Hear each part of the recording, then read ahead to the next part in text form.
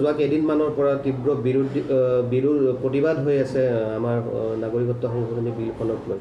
তো এই বিষয়ত আপোনাৰ ক'বলগীয়া তাৰমানে মোৰ ঘটনাটো হৈছে কি যে মই ব্যক্তিগতভাৱে ইয়াৰ বিৰোধিতা কৰোঁ কিয় কৰোঁ বিদেশী সি বঙালীয়ে হওক সি মাৰোৱাৰীয়ে হওক সি মাদ্ৰাজীয়ে হওক বিদেশী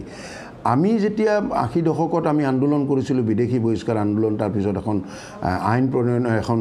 চুক্তি হ'ল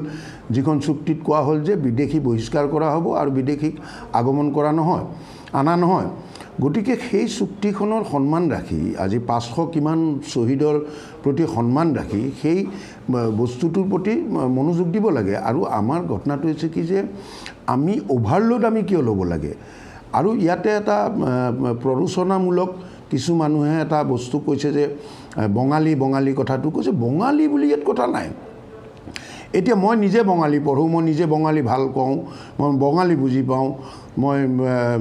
কি কয় ধৰক নাচিকেটাৰ লগতে ঘূৰিছোঁ বা মোৰ বঙালী বন্ধুৱে অজস্ৰ ইয়াত বঙালী টঙালীৰ কথা নাই ইয়াত কথাটো হৈছে বিদেশী সেই বিদেশীৰ লোডটো আমি কিয় ল'ব লাগে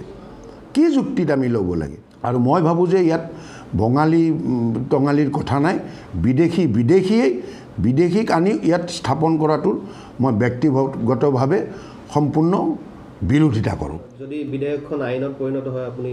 প্ৰতিবাদ কৰিবলৈ ওলাই আহিবলৈ নহয় সাজুটো আছোঁ আৰু সেইদিনাখন জানু বৰুৱাই কোৱাৰ দৰে যে অসমীয়া আৰু অসমীয়া ভাষাটো অসমৰ পৰা বিলুপ্ত হৈ যাব যদি এই আইনখন হয় তেতিয়াহ'লে আৰু আমি অসমীয়া হৈ নাথাকিম আৰু অসমীয়া ভাষা এনেও লাহে লাহে নোহোৱাই হৈছে অসমীয়া ভাষা আৰু অসমীয়া জাতিটো এসময়ত বুৰঞ্জী হৈ যাব আমাৰ সাজ পোছাকবিলাক আমাৰ খাদ্য তাদ্যবিলাক আৰু ২০-৩০ বছৰৰ পিছত মিউজিয়ামত সোমাই যাব